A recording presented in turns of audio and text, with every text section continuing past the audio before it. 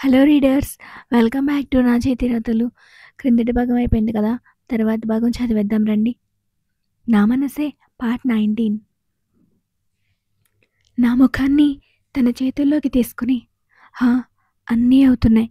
నువ్వు ఇక్కడే ఎలాంటి టెన్షన్ పడకుండా హ్యాపీగా ఉండు చాలు. మిగతా అన్నీ నేను చూసుకుంటాను. నా ఫీలింగ్ ఏంటో నీకు అర్థం కావాలా?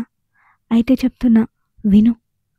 ఎప్పుడైతే నిన్ను ముద్దు పెట్టుకున్నానో ఆ రోజే నువ్వు నా పెళ్ళామని ఫిక్స్ అయిపోయాను. అది ఈ జన్మకి మారదు.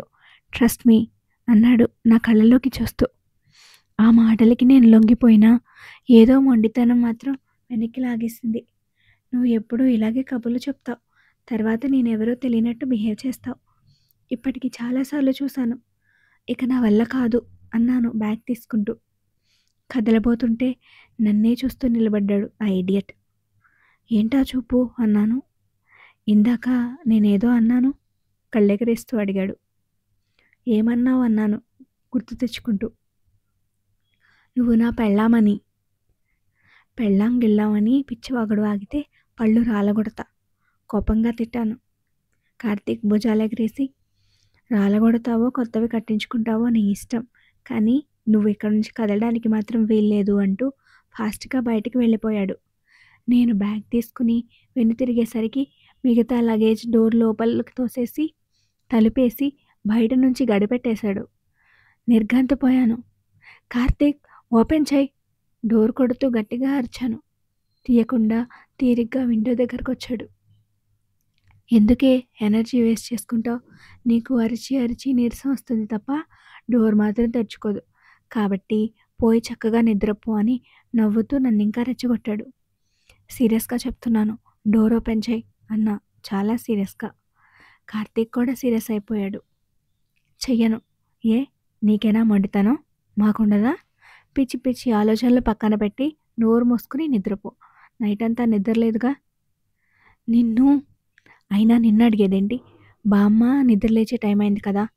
బామ్మ, బామ్మ అని పిలిచాను. అసలు సమాధానం లేదు. ఎందుకు అనుకుంటూ హాల్లోకి తొంగి తొంగి చూస్తున్నా. నేను ఆల్రెడీ చెప్పాను కదా, గొంతు నొప్పి తప్ప యూజ్ లేదని. అమ్మమ్మ తాతయ్య నిన్న సాయంత్రం తిరుపతి వెళ్ళారు. 2 రోజుల దాకా రారు. నవ్వుతూ గోడకి వాలుతూ అసలు విషయం బయటపెట్టాడు. నేను షాక్ అయ్యి, వాట్, నాకెందుకు చెప్పలేదు అని అడిగా. అవసరం రాలేదు అన్నాడు భుజాలెగరేసి. ఇక నాకు వేరే ఆప్షన్ లేదు. ప్లీజ్ కార్తీక్, తలుపు తీయి అని బ్రతిమాల. ప్లీజ్ సౌమ్య, వెళ్ళిపోకు. మన వరకు అయిపోవచ్చింది కదా, ఈ కొద్ది రోజులకి ఇంత పంతం ఎందుకు చెప్పు అని నన్ను ఇమిటేట్ చేశాడు.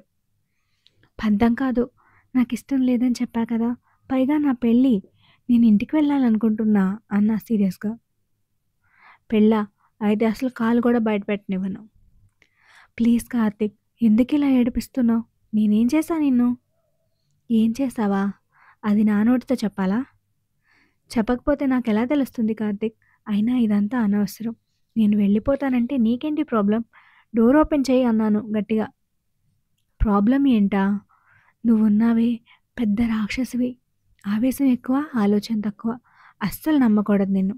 ఇప్పుడు నిన్ను వెళ్ళనిస్తే నా మీద కోపంతో వేరే వాడిని చేసుకున్నా చేసుకుంటావు. నేను రాక్షసిని అయినప్పుడు నాతో నీకెందుకు చెప్పు? నీకు ఈ తిప్పలు లేకుండా నన్ను వదిలేస్తే నా మాట నేను పోతా కదా అన్నాను. లేదు పాప, కొందరుంటారు. మనల్ని ఏడిపించే వాళ్ళైనా, ఎంత బ్రహ్మరాక్షసులైనా వాళ్ళని భరించాలనిపిస్తుంది తప్ప వదులుకోలేం. ఇలాంటివి చెప్పినా నీకు అర్థం కావులే కానీ, లాస్ట్ టైం చెప్తున్నా, నేను డోర్ తీయను. ఇంకోసారి వెళ్ళిపోతాను అంటే కాళ్ళు విరగ్గొడతాను. అమ్మమ్మ వాళ్ళు వచ్చే వరకు నీ రూమ్లోనే ఉండాలి అన్నాడు. అమ్మా, లేకపోతే నన్ను వదిలేస్తావా? నీకున్న పిచ్చి కోపంతో తిక్క తిక్క డెసిషన్స్ తీసుకుంటే తర్వాత నీతో పెళ్లి కోసం నేను ఎన్ని తిప్పలు పడాలి? అవసరమానే మనకి ఆ సినిమా కష్టాలు? పోమ్మా, హాయిగా పడుకో. నాకు ఫుల్ నిద్ర వస్తుంది. అసలే రాత్రంతా నీతో జాగారం చేశా కదా అని కన్ను కొట్టి విండో క్లోజ్ చేసి వెళ్ళిపోయాడు. కార్తీక్ అని అరుస్తూనే ఉన్నా చాలాసేపు. అస్సలు పట్టించుకోలేదు. ఏం చేయాలో తోచలేదు నాకు.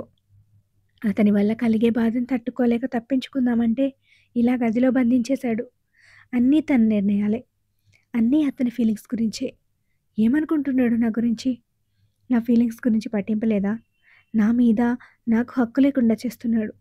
ఆ అమ్మాయి గురించి ఎందుకేం చెప్పట్లేదు అనుకుంటుంటే కన్నీళ్ళొచ్చేశాయి. నిస్సహాయతతో కూడిన కన్నీళ్ళు. ఇంకేం చేయలేక అలాగే బెడ్ మీద పడిపోయాను. కొన్ని గంటల తర్వాత కార్తీక్ పిలవడం వినిపించింది కానీ పలకలేదు. అలా పడుకునే ఉన్నాను. సౌమ్య, ఇదిగో ప్లేట్ తీసుకో, టిఫిన్ చెయ్యి అని కిటికీలోంచి టిఫిన్ ప్లేట్ లోపల పెట్టాడు. నేను తీసుకోలేదు. ఆ కిటికీ నుంచి చూస్తే బెడ్ కనిపించదు. సౌమ్య, ఉన్నావా? చాలాసేపు పిలిచాడు, అరిచాడు. నన్ను కాదన్నట్టు ఉండిపోయాను. చాలాసేపు పిలిచి పిలిచి డోర్ తీశాడు. అయినా నేను కదలలేదు. ఏయ్ పిచ్చా నీకు, చెవులు దొబ్బాయా? అప్పటినుంచి పిచ్చోడ్లా అరుస్తుంటే పలకవే అంటూ దగ్గరకొచ్చాడు. ఏడుస్తున్నా నేను నా పాటికి. కంగారు పడిపోయాడు. ఏ సౌమ్య, ఎందుకు ఏడుస్తున్నావు అడుగుతూ పక్కన కూర్చున్నాడు. ఎర్రగా ఆయన నా కళ్ళను చూసి అప్పటినుంచి ఇలానే ఉన్నావా, ఏమైందిరా అన్నాడు నా జుట్టు సరిచేస్తూ. అయినా నేను మాట్లాడలేదు. ఎప్పటి నుంచో గూడు కట్టుకున్న బాధ ఏడుపు రూపంలో బయటకు వచ్చేస్తుంది. అస్సలు ఆగట్లేదు. సౌమ్య ప్లీజ్, గద్గద స్వరంతో పిలుస్తూ నన్ను దగ్గరికి తీసుకుని తన గుండెల దగ్గర పెట్టుకున్నాడు. ఎందుకు ఏడుస్తున్నావురా, ఏమైంది, నాకు చెప్పవా అని లాలించాడు. నా వల్ల కాదు కార్తీక్, నన్ను వెళ్ళిపోనివ్వు అన్నాను వెక్కుతూ. ఒక నిమిషం ఆగి నన్ను వదిలేసి వెళ్ళిపోతావా అన్నాడు బాధగా. ఆ మాటకి జీరబోయిన గొంతులో మార్పుకి తలెత్తి కార్తీక్ని చూశాను.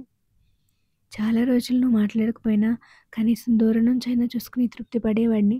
ఇప్పుడు ఆ అవకాశం కూడా ఇవ్వవా? నువ్వు లేకుండా నేను ఉండలేనే, పిచ్చి పడుతుంది. ఎందుకు అర్థం కావట్లేదు నీకు? నా చోతిని నొక్కు పెట్టుకుంటూ చెప్పాడు.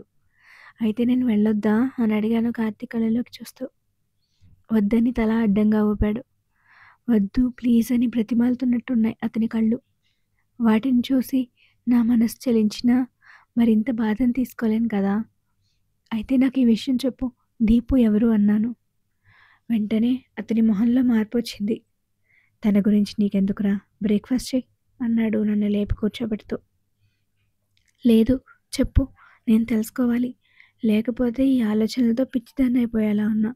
ఎందుకు ఇలా బిహేవ్ చేస్తున్నావు నాతో? ఒక్కోసారి మాట్లాడతావు, ఒక్కోసారి అసలు మాట్లాడవు. తన కోసం నన్ను నడి రోడ్డు మీద వదిలేసావు. సడన్గా కంటికి కనిపించకుండా మాయమైపోతావు. దీపు దగ్గరికి కదా వెళ్తున్నావు? ఎవరు తను? ప్లీజ్ చెప్పు అన్నాను. అప్పటి వరకు మామూలుగా ఉన్నవాడు కాస్త సీరియస్ అయిపోయాడు. సౌమ్య, నీకు చాలాసార్లు చెప్పాను ఇది నా స్వవిషయం అని, నిన్ను కలగజేసుకోవద్దని. అయినా ఎందుకు మళ్ళీ మళ్ళీ అదే విషయం అడుగుతావు? అది నీకు సంబంధం లేనిదంటే ఎందుకు వినవు అన్నాడు విసుగ్గా. నువ్వు చెప్పినంత ఈజీ కాదు కార్తీక్ నాకది. చచ్చిపోతున్నాను ఈ ఆలోచనలతో. ఎప్పుడు ఎలా చేస్తావో, ఎందుకు చేస్తావో అని ప్రశ్నలతోనే కాలం గడుపుతున్నాను. అసలు నీ మనసులో ఏముందో అని ఆలోచించి ఆలోచించి నా బుర్ర పాడైపోతుంది. ఇంకా ఆలోచించే ఓపిక నాకు లేదు కార్తీక్. దీపు ఎవరు? నీకేమవుతుంది? తన కోసమేనా నన్ను దూరం పెట్టేది? అర్ధరాత్రి అపరాత్రి లేకుండా ఎప్పుడు పడితే అప్పుడు నీకు ఫోన్ చేసి పిలుస్తుంది అమ్మాయి. ఎందుకు? అసలు తన గురించి చెప్పడానికి ఎందుకు ఇలా వెనకడే ఏడుస్తున్నావు అని అడిగాను. చెప్తున్నా కదా, దీపు సంగతి వదిలేయ్. దాని గురించి ఆలోచించొద్దు, ఏమడగొద్దు. తిను అని వెళ్ళిపోబోయాడు. ఇక నాకు అర్థమైపోయింది కార్తీక్ చెప్పడని. కానీ నేను వదలదలుచుకోలేదు. కార్తీక్ గురించి తెలిసి కూడా తప్పక కేవలం దీపు గురించి తెలుసుకోవడానికి ఇష్టం లేకపోయినా అతనికి కోపం వచ్చి ఇలా మాట్లాడాలని నోరెత్తాను. సరే వదిలేస్తాను దీపు విషయం, తనతో పాటు నిన్ను కూడా అన్నాను స్థిరంగా. వెళ్ళేవాడు ఆగిపోయి వెనక్కి తిరిగి ఏంటి అన్నాడు షాక్ అవుతూ. అవును, వదిలేస్తాను. నిన్ను, నీ విషయాల్ని, దీపుని, నీకు సంబంధించిన ప్రతిదీ. ఇది నా మ్యాటర్ అంటున్నావు కదా. నీ మ్యాటర్తో నాకేం సంబంధం లేదంటే నీతో కూడా లేదనేగా. ఇప్పటిదాకా నీ గురించి ఆలోచించి ఆలోచించి నిజంగానే పిచ్చి పని చేశాను. నీ గురించే అనుకుంటే నీతో తిరుగుతున్న దీపు గురించి కూడా ఆలోచించి నా మనసు పాడు చేసుకున్నాను. సౌమ్య, నోటికేది వస్తే అది మాట్లాడకు అన్నాడు కోపంగా. ఎందుకు కోపం? నిజాలే కదా మాట్లాడాను. నువ్వేమో టైము పాటు లేకుండా ఆ పిల్ల దగ్గరికి పరిగెడతావు. ఇంట్లో వాళ్ళ గురించి పట్టింపు ఉండదు. ఇక నా గురించి అయితే చెప్పక్కర్లేదు. కానీ నేనేమో నువ్వు ఆడించినట్లు ఆడాలి అంటావు. అడిగితే ఒకే మాట, నీకెందుకు అని. ఇక ఆ పిల్లేమో I love you, I miss you, ఇంటికి రా, బయటికెళ్దాం అని అర్ధరాత్రులు, అపరాత్రులు అని కూడా లేకుండా ఫోన్ చేసి ఇంటికి పిలుస్తుందంటే తన క్యారెక్టర్ ఏంటో అర్థం చేసుకోలేదని కాదు. అలాంటి దాని కోసం నువ్వు నా మాట పూర్తి కాకుండానే కార్తీక్ చెయ్యి నా చెంపని బలంగా తాకింది. నా మనసి పార్ట్ 19 ఎలా అనిపించింది? నెక్స్ట్ 20 పార్ట్ కోసం వెయిట్ చేస్తూ ఉండండి. అలాగే స్టోరీ నచ్చితే ఛానల్‌కి సబ్స్క్రైబ్ చేయండి. Thank you.